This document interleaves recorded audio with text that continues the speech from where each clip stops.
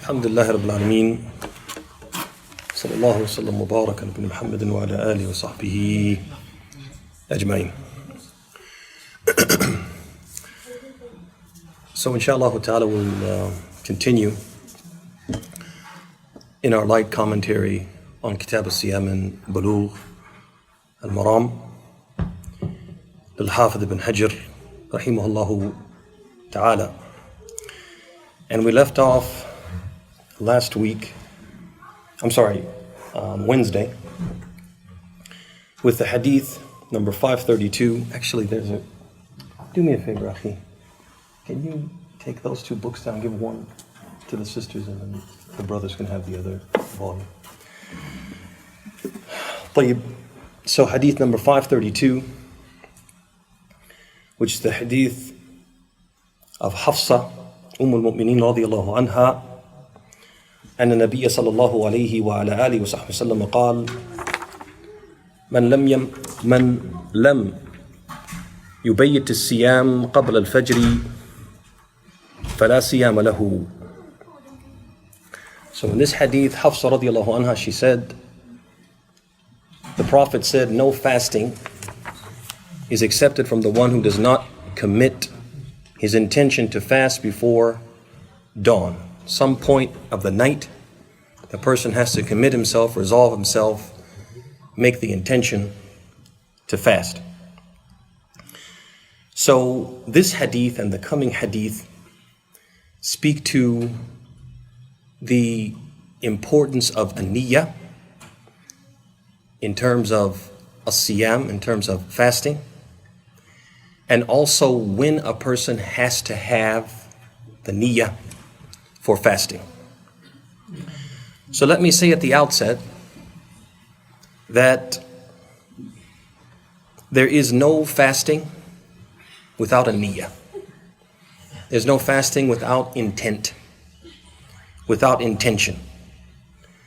So imagine if a person woke up for work, and it's usually his practice to have breakfast before going out to work, but he woke up late. And so consequently, there was no time for breakfast, and he just went. Got to work, got busy. Before you know it, it's the end of the day. Gets home from work tired, hungry, but too tired to eat. So he sleeps. And he wakes up to the adhan of al-Maghrib. Did he fast? No. Didn't eat all day. Was he fasting? No. Can he say, you know what? I fasted today, alhamdulillah. Can he do that? No, because he didn't have the intention. It's important for us to understand, brothers and sisters, that every act of worship, every ibadah has arkan. It has certain essential ingredients that without them, or without any one of them, that act of worship will not be accepted by Allah subhanahu wa ta'ala. In the case of fasting, it has ruknan. It has two essential pillars. The first one is al-imsak, to abstain from those things that we're required to abstain from. The top three of them being al-akal, food, wal-shurb, drink, wal-jima', intimacy. So that's the first rukn. But it's not the only rukn.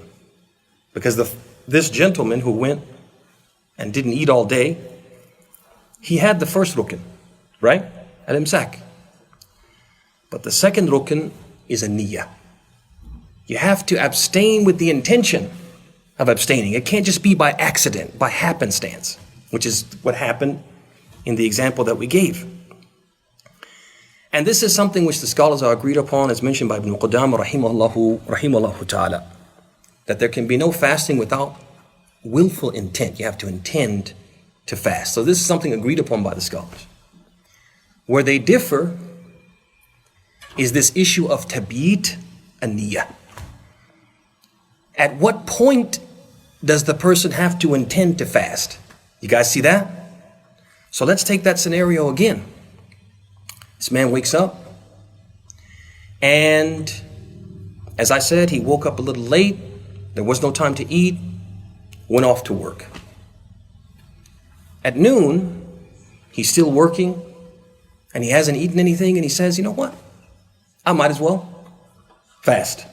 So at that point, he resolves himself. He intends to make this a day of fasting.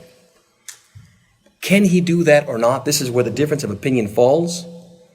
And the scholars of Islam, they differ between al-fard wal-nafl. They differ between the obligatory fast and the non-obligatory fast. Well, what we find from the hadith of Hafsa radiyallahu anha, first of all, let's talk about the hadith bin jihat al-riwayah, from the point of view of narration. The way the hadith is narrated by Ibn Hajr rahimahullah ta'ala is that it is a statement of the Prophet sallallahu alaihi wasallam. But in reality, the scholars of Islam, when they took a closer look at this hadith, they determined that it's actually the statement of who? Hafsa. It's actually a statement we call mawquf. It's actually something that Hafsa said and not something that the Prophet said. But to be honest, that doesn't affect the hujjiyah, the validity and the precedent established by the narration of Hafsa. Why? Because what she said is not something that she could say based upon her own ijtihad, her own deduction or deductive reasoning. She had to have heard it from who? Rasulullah sallallahu alaihi wasallam. So this is what we call mawquf bi hukm al-rafa'. It's something that the companion said, but it has the ruling, it's treated, it's acted upon as if the Prophet said it. Add to that her brother Ibn Umar said the exact same thing. So we have two companions of Rasulullah saying that there's no siyam if a person did not have the intention at some point in the night. And there's a common qaida in usul al-fiqh that says that if a companion says something, washtahar, their statement becomes common knowledge. Other people know about it. And we don't have any contending view. We don't have another companion who says, that companion is mistaken. I heard something else. Then that statement is what? Is right, is accepted, and should be acted upon, because the companions will not agree or accept batil. They won't accept something which is false or incorrect or wrong. So a person has to have the intention by night, according to Hafsa radiyallahu anha and Ibn Umar radiyallahu an. And this was the opinion adopted by Imam Malik, al-Shafi'i, and Ahmad, that there has to be an intention at some point in the night. And some point in the night means what? Before Fajr. Okay? And when we say intention, doesn't mean that a person has to say something specifically, but rather they have to just resolve. And that resolve is something which we can realize that we have it by certain actions that we do. Person comes back from the masjid, from Salatul Taraweeh, gets home and he says, you know what? I want my wife to make me a steak for breakfast. But if I wait until I get up to take out the steak, it won't be thawed. So he takes out the steak from the freezer and leaves it out to thaw overnight and goes to sleep. That action is an indication of what? An-niyah, the intention to fast, because that's the intention is to what? To make the steak for a suhoor. You guys see that? A person sets his alarm clock to wake up for a suhoor. That action is an indication of what? The niyyah is there. So he doesn't have to say anything. But his actions and his resolve inside are what will determine if he really has this niyyah. And as long as he has that niyyah at some point in the night, at some point before al-fajr, then he has what? Fulfilled what is required. And these scholars who hold this opinion that you have to at some point in the night have the intention, they base it upon the general principle that what we're required to do is we are required to fast the entire month without exception. And as we said, fasting is ruknan, it's two essential parts, abstaining and having what? The intention. So you have to abstain and have the intention for the whole month. And if you were to wake up without the intention and then decide or intend at noon, then there's a what? There's a 4 hour or 5 hour or 6 hour period where you didn't have what? You didn't have the niyyah. And that period, you really weren't what? You really weren't fasting. You guys see that? And so for this reason, they say you have to have the niyyah by night. because of the principle and because of the statement of Ibn Umar and Hafsa radiyallahu anhuma. The one dissenter is Abu Hanifa rahimahullah ta'ala. He says you don't have to have the intention necessarily, and he based it upon that hadith that we mentioned last Wednesday, the hadith of Salama ibn al-Aqwa. The hadith of Salam ibn Aqwa, which talks about the legislation of the fasting of Ashura, where the Prophet sent a proclaimer to go around the town in the middle of the day to tell people, if you've already eaten, don't eat anything else, fast the rest of the day. And if you haven't eaten, then continue fasting, because today is Ashura. But the problem with using that hadith to support the fact that you don't have to have tabyit an-niyyah is that the hadith is muhtamal. The hadith is open to what? Multiple interpretations, and the scholars of Islam have said, الدليل إذا تطرق إليه احتمال بطل الاستدلال به. That if there's two ways you can interpret it. So for example, when the Prophet went around and told the people to fast, it's possible that they knew it was wajib, but they just didn't know that it was that what? That day. And in that case, they would be what? Munshi'ina an-niyyah min dhalik al-waqt. They would be initiating the intention from that time. It's also possible that they didn't know what? It was wajib. And that would change the whole scenario. And so for that reason, we say the correct opinion is that you have to have this tabyit an-niyyah, you have to have the intention, because of the statement of Ibn Umar and Hafsa, and also the qa'idah that we have to fast the entire month. And fasting is what? Is imsak. It is withholding from eating, abstaining from eating and drinking, etc., and doing that with the intention. The second issue related to this is a nafil. What if a person wanted to fast a day outside of Ramadan, a voluntary fast? Does that person have to have the intention by night? No. It appears that he doesn't. And that's because of the hadith number 533. And Aisha radiyallahu anha قالت دخل علي النبي صلى الله عليه وسلم ذات يوم فقال هل عندكم شيء؟ قلنا لا. قال فإني إذن صائم. وأتانا ثم أتانا يوما آخر فقلنا أهدي لنا حيس فقال أرنيه فلقد أصبحت صائما فأكل.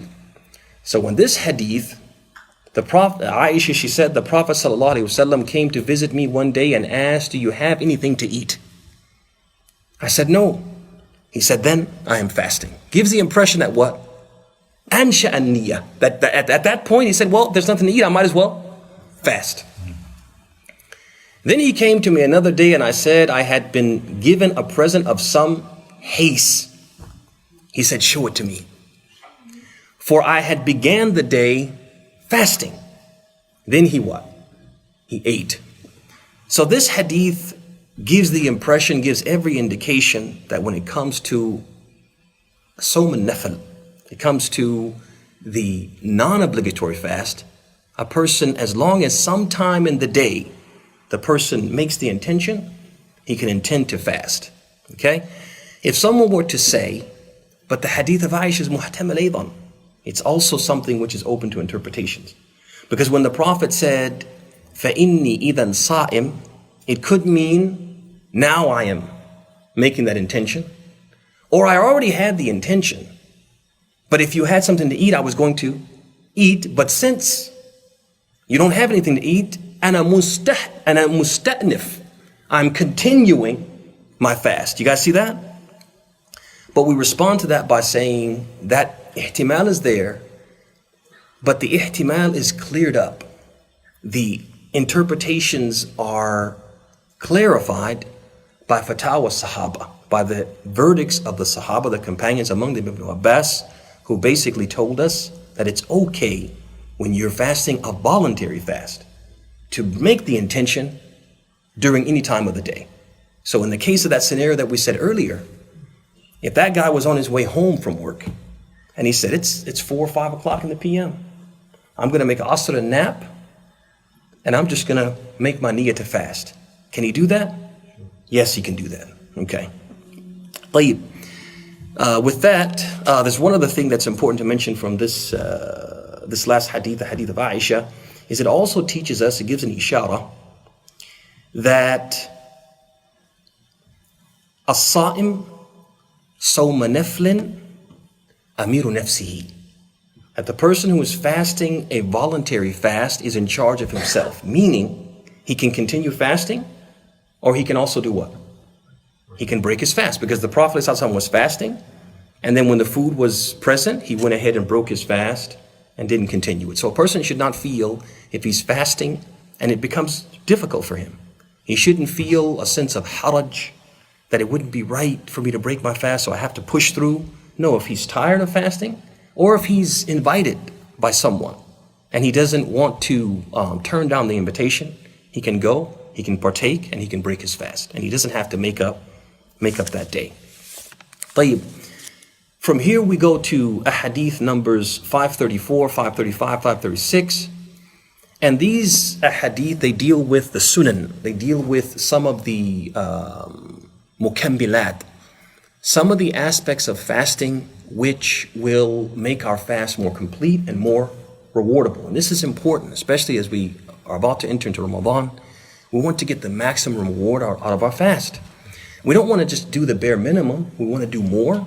And so we get more reward from Allah subhanahu wa ta'ala. So this section is important because it will teach us some of the things that we should do, make it a point to do every day, to get more reward out of our fasts.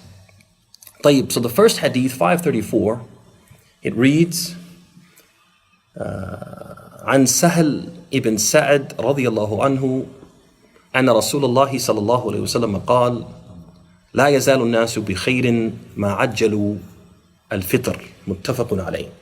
So this is the hadith of Sa'd ibn Sa'd as-Sa'idi rahimahullah ta'ala, radiyallahu anhu, who said that Allah's messenger said, people will continue to be all right as long as they hasten in the breaking of the fast. And this hadith is agreed upon, collected by Bukhari and Muslim.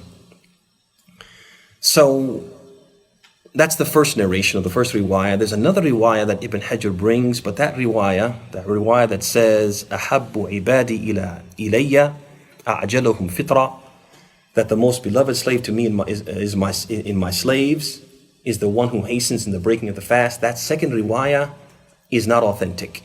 So it's important, we won't be commenting on that because that second riwayah is not authentic.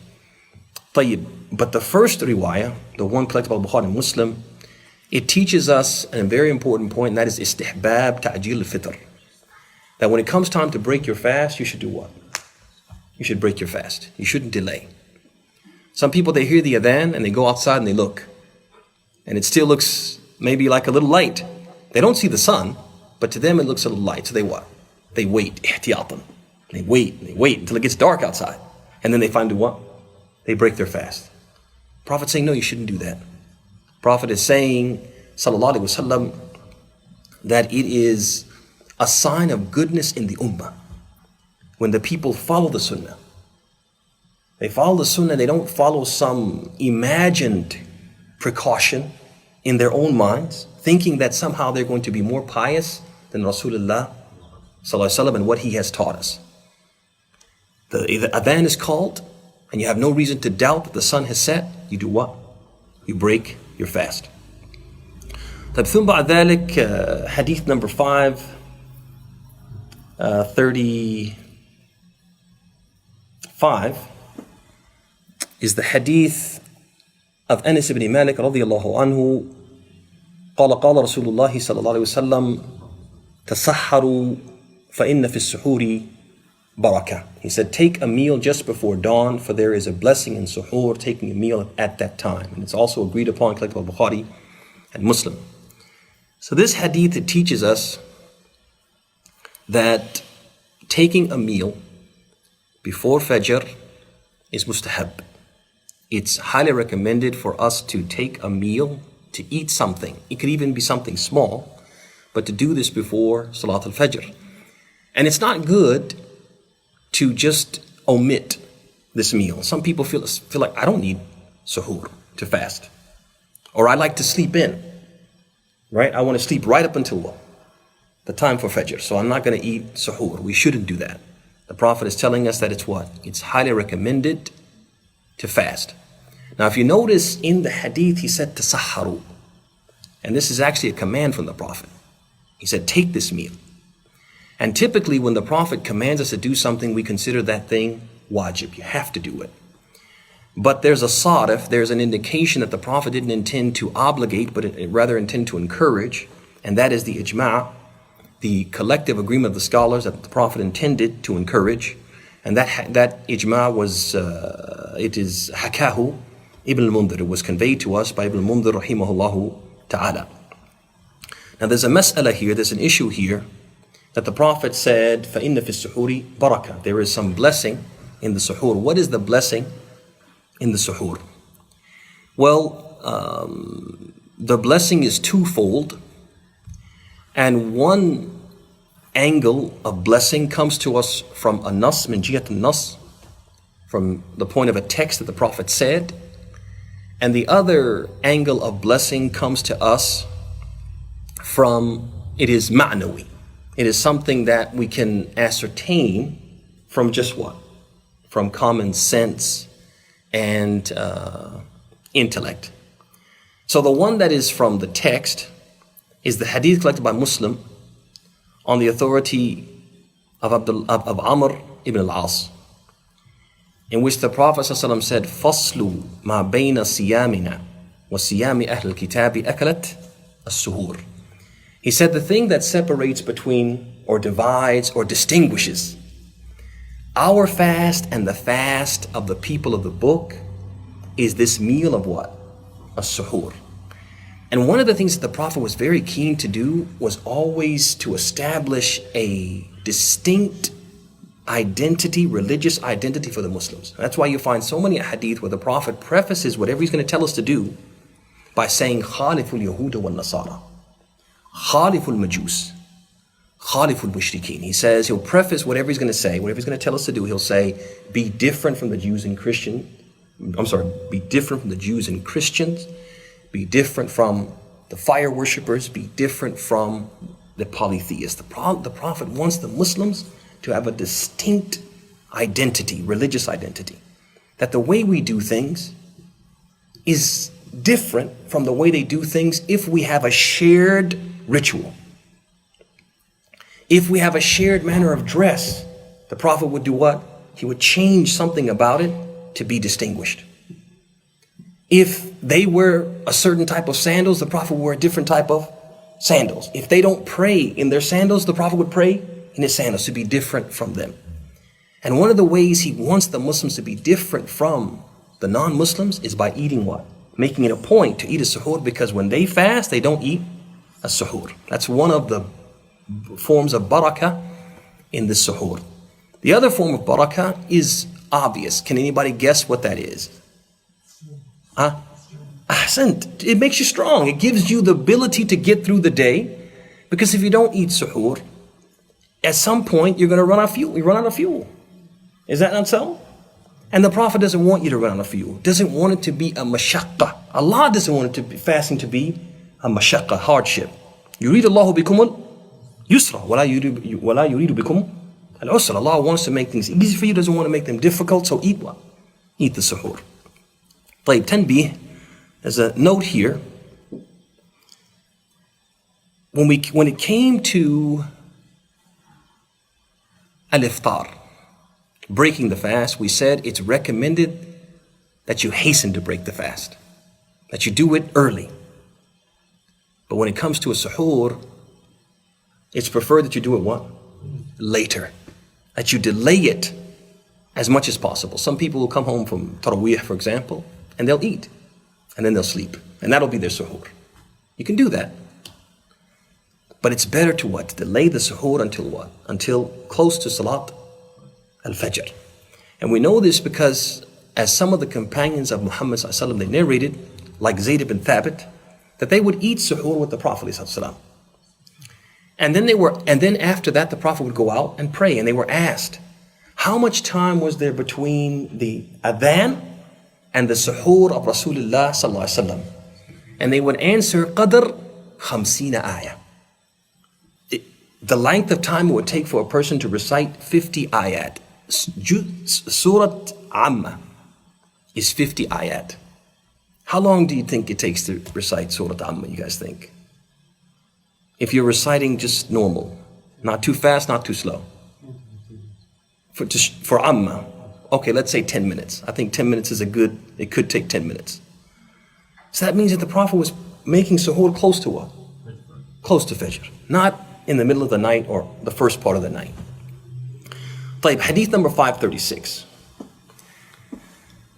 وعن سلمان ابن عامر الضبي رضي الله عنه تعالى عن النبي صلى الله عليه وسلم قال: إذا أفطر أحدكم فليفطر على تمر فإن لم يجد فليفطر على ماء فإنه طهور.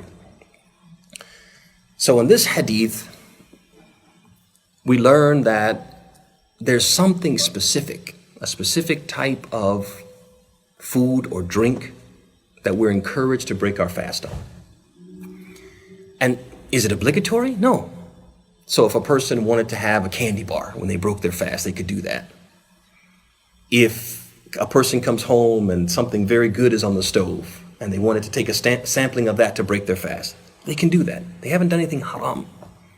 But again, we don't want to do the bare minimum. We want to get the maximum reward for our fasting. And the Prophet is telling us here that if we break our fast with a date, we'll get more reward than if we break our fast with anything else, if dates are present.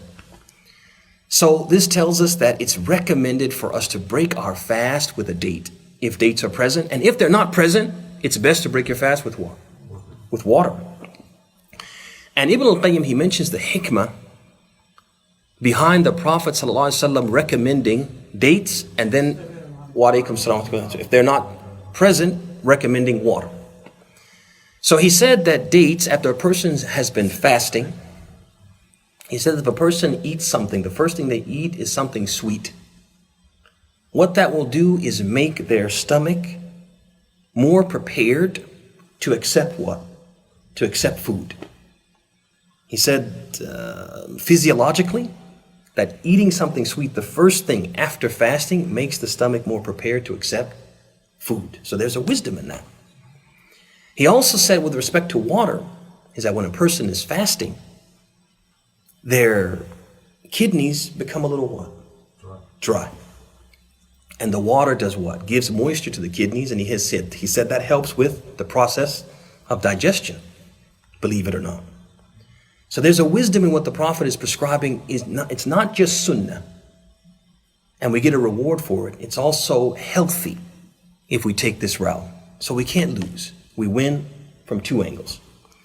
ثم بعد ذلك, Ibn Hajar, he stops here. He suffices himself with the mention of these three sunan.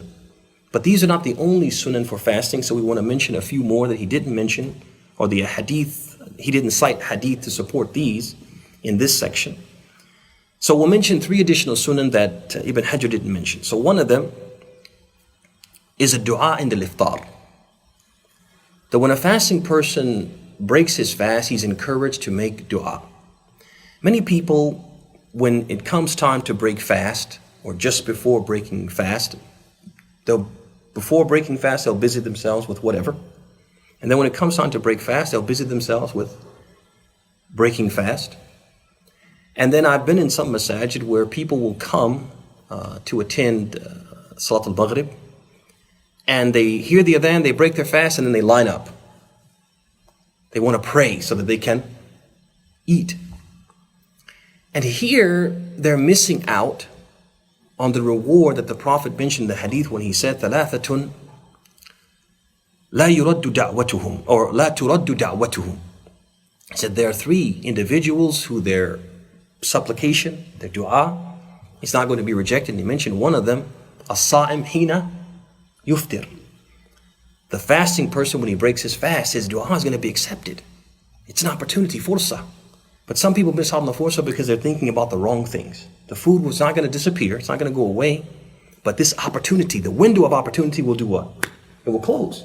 So seize the opportunity. You break your fast and then you make dua to Allah subhanahu wa ta'ala for whatever it is you want to make dua for.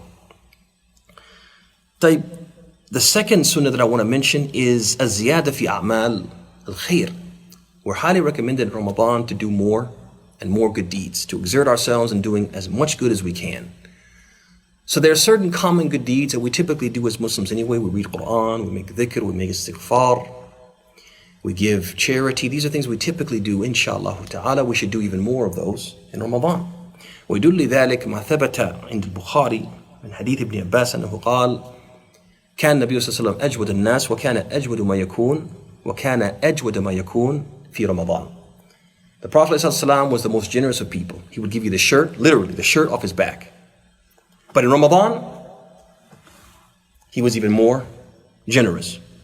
وكان جابر رضي الله عنه يقول ولا يكون يوم صومك ويوم فطرك سواء.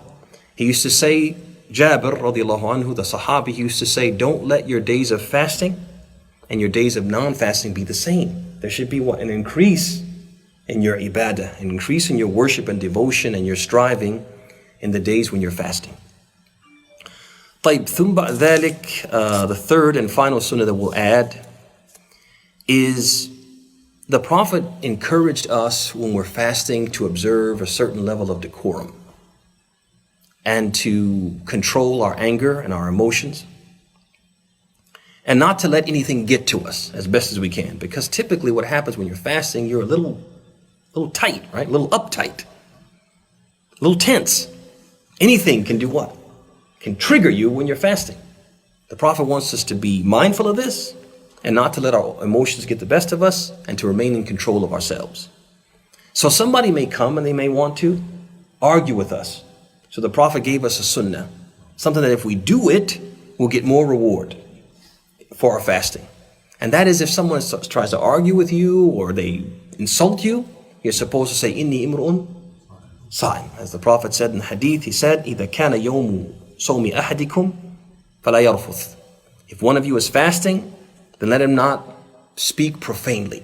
Let him not use foul language or talk about things which are inappropriate. وَلَا يَسْخَبْ. And don't let him argue with anyone. فَإِنْ شَاتَمَهُ أَحَدٌ أَوْ قَاتَلَهُ. So if someone insults him or tries to get into a fight with him, فَلْيَقُلْ إِنِّي إِمْرُؤٌ صَائِمٌ. Let him say, I'm fasting. So these are three other sunan that will add to what Ibn Hajar rahimahullah ta'ala he mentioned. The adhan is what time? Yeah, Juan, I don't want to be late like we were last time. 9:07. Okay, so we'll make sure we're done before then.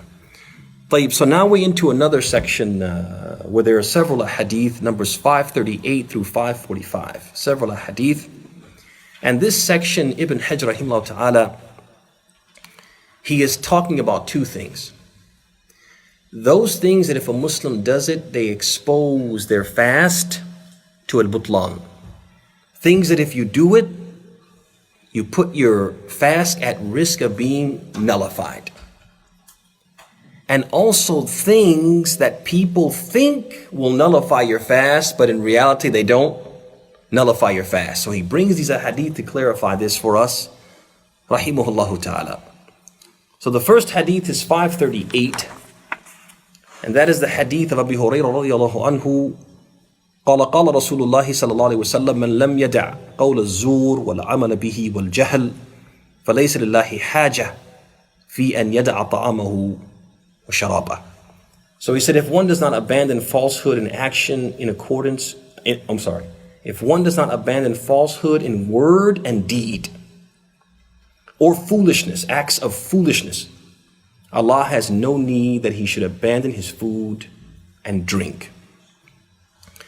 So there's a few things from this hadith. One is that the Prophet mentioned al-kadhib, or qawl al-zur, lying, speaking falsely, or acting falsely. He mentioned al-jahl, he mentioned behaving ignorantly. These things, are they right to do outside of Ramadan? No, they're not right to do inside Ramadan or outside of Ramadan while you're fasting or while you're not fasting. But what the Prophet is saying here is that they're even more wrong to do while you're fasting. It's even worse if you do these things while you are fasting. Now the Prophet said, فَلَيْسَ لِلَّهِ حَاجَةٌ فِي أَنْ يَدَعَ طَعَامَهُ وَشَرَابَهُ. Allah has no need for him to leave his food and drink. So should we understand from that? Should we understand from that that if the person was so pious and avoided all these things while he was fasting, that Allah would have a need then? Should we understand that? No. Does Allah have needs? Whether we're pious or we're impious, Allah has no needs for anything we do. So then what does the Prophet mean when he says, فَلَيْسَ لِلَّهِ حَاجَةٌ? Allah doesn't have a need regardless, so what does it mean? The scholars of Islam have interpreted this in two ways. The first way is they say that it is a kinaya. It is a euphemism, a metaphor, another way of saying siyamuhu kala siyam. His fasting is like what? It's like not fasting. It's like he hasn't even fasted. If this person does these things while he's fasting, it's like he's not fasting. Kinayatun an adam al-qubul. It's like the Prophet is saying his fast won't be accepted. The other scholars said no, his fast will be accepted in terms of what? Al-ijaz. So basically, when you do an act of worship, for example, you make salat, we just made salat al-maghrib. There are two things that you get from that salat. One of them is al-ijaz. Basically, it's confirmed and written that you prayed as opposed to it being written that you didn't pray. You guys see that? But you're also looking to get a second thing, which is a thawab, a reward. Some level of reward from Allah, some level of good deeds from Allah, some amount of good deeds. So the second interpretation is that the person, he will get the ijaz. He'll get his box checked that he fasted. He doesn't have to make up that day. But the thawab he'll get will be what? Will be naqis. And he'll get some reward, but the reward he'll get will be nothing in comparison to the ithm, the sin that he'll get for doing these things while fasting. So that's the second interpretation of the scholars.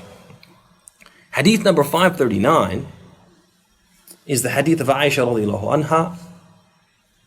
قالت كان رسول الله صلى الله عليه وسلم كان رسول الله صلى الله عليه وسلم يقبل وهو صائم ويباشر وهو صائم ولكنه كان أملككم لإربه متفق عليه. So in this hadith, Aisha, she says the Prophet ﷺ used to kiss while he was fasting and fondle. He would hug and caress while he was fasting. But he was one among you who had the most control over his desires. So this hadith, it teaches us that al-qubla, that a man kissing his wife, a wife kissing her husband, is not a mufattir. It's not something that will break your fast, provided that it's not accompanied by al-inzal. It's not accompanied by ejaculation, by something coming out as a result of the kissing. And this is something agreed upon by the scholars, as mentioned by Ibn Abdul Barr. So this is something agreed upon. A man can kiss his wife, a wife can kiss her husband, provided that nothing happens as a consequence of that. And this hadith is one evidence for that. Then after that there are three hadith which deal with the issue of al-hijama, deal with the issue of cupping or bloodletting. I'm not going to read the hadith because of the time, but I do want to make 2 points about these three hadith about bloodletting, and that is that one, لا يصح القياس or لا يصح قياس التبرع بالدم على الحجامة. A lot of times people will say that donating blood and cupping are analogous to each other. So just like you can't get cupped while you're fasting, you can't donate blood while you're fasting. The fact of the matter is that in order for us to make qiyas, to make analogy, the illah, the reason or basis for the ruling has to be known. And two, the two things have to be similar. And both of those cases are not present. We don't know the illah of the prohibition of cupping is ta'abudiyya. Allah wants to be worshipped by people not cupping while they're fasting. And so we can't make an analogy between bloodletting and giving blood. That's the first thing. The second thing is that if we say you can't make an analogy between bloodletting and al-hijama, you can't make an analogy between at-tahleel and al-hijama. You guys know what tahleel is? Tahleel is when you just go and they take some samples of blood to run tests. Now the amount of blood that happens there is very small. So that will also not break your fast. So at-tabarru' bid-dam will not break your fast, and at-tahleel, taking blood samples, will not break your fast. Hadith number 543 is the hadith of Aisha, and the hadith is a weak hadith. It is a hadith of Aisha radiallahu anhu قالت أن النبي صلى الله عليه وسلم اكتحل في رمضان وهو صائم. That the Prophet صلى الله عليه وسلم, he applied kuhl, that's like a liner in the eye, when he was fasting. Now this hadith is a weak hadith, but al-kuhl, particularly for women who, we don't use it now, it's not common. Ahsant. Doesn't mean a man couldn't use it, but men just don't typically use it now. But women do use it. And they can use it in Ramadan because al-asl adam al-fitr, that the original rule when it comes to anything is that it doesn't break your fast. It's not the opposite. Everything breaks your fast unless you have proof that it doesn't. No, nothing breaks your fast unless we have proof that it does. You guys see that? So a person says, does burping break your fast? What would you say? No, because we need a dalil that burping breaks your fast. You guys see that? Person says, does swimming break your fast? Person goes for a swim. Does that break your fast? No, because al-asl adam al-fitr. The original rule is that nothing breaks your fast unless we have proof to the contrary. It's not the opposite. So a person says, can a woman wear kuhl? We say, yes, unless you have proof to the contrary. Al-bayyinatu ala al-mudda'i. The burden of proof will be on the claimant. So somebody says taking a swim breaks your fast, the burden of proof will be upon them to support that with some type of evidence. The next hadith is hadith number 544, and that's the hadith of Abu Hurairah radiallahu anhu قال رسول الله صلى الله عليه وسلم من نسي وهو صائم فأكل أو شرب فليتم صومه فإنما أطعمه الله وسقاه. So he said radiallahu anhu that the messenger said sallallahu alaihi wasallam, whoever forgets while fasting and eats or drinks, he should complete his fast, for Allah has fed him and given him drink. So a person is fasting and he's at work and he feels thirsty and he's busy doing so many things. He's got so many things in his head, swimming around his head. He passes by a water fountain and he takes a drink, and all of a sudden he realizes, oh, I'm fasting. Does he have to make up that day? The hadith of Rasulullah ﷺ says, لا. إنما أطعمه الله وسقاه. Allah just what? Gave him a drink, gave him a pass, gave him something, and he should continue his fast. And this actual hadith is very beneficial because it gives us a qa'idah, a religious qa'idah that scholars have taken from this hadith, and the qa'idah says, من نسي ففعل محظورا فلا شيء عليه. Whoever forgets, and as a result of his forgetting, he does something which he's prohibited from doing, but he did it out of forgetfulness, then he doesn't have to make amends. He doesn't have to make, he's not penalized for that. And this hadith is a proof for that, is a qa'idah shar'iyya, and this hadith is a proof for that qa'idah.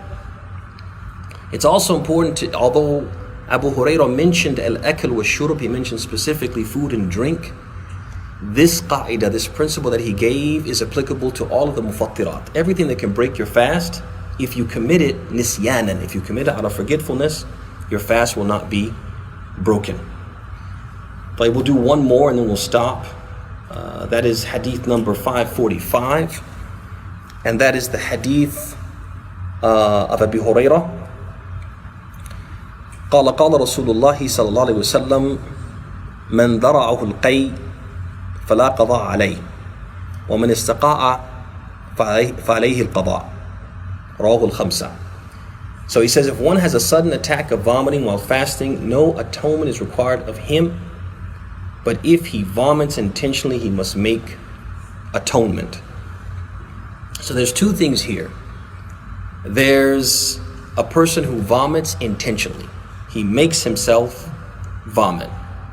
And this is a muftir. This is something which will break your fast, ijma'an. The scholars are agreed that if a person makes himself vomit, his fast is broken. And the scholars are all agreed. Ibn al-Mundhir, he said, أجمعوا على إبطال صوم من استقاء عمدا. Ibn al-Mundhir, he said, the scholars are all unanimously agreed that the fast of the one who purposely vomits is broken. The second type of vomiting is the vomiting that occurs unintentionally, against your will. And that vomiting does not break or does not violate a person's fast, because as we said, al-aslu adam al-naqd. Adam al-fitr. That the original rule is that nothing breaks your fast unless we have proof to the contrary. Now this hadith is disputed, but there are fatwa from the companions, among them Ibn Umar, which are in line with this statement or this hadith. And if we say the hadith is not authentic, then the evidence that we have is the ijma' regarding, or the unanimous agreement regarding intentional vomiting. And that leaves us with what?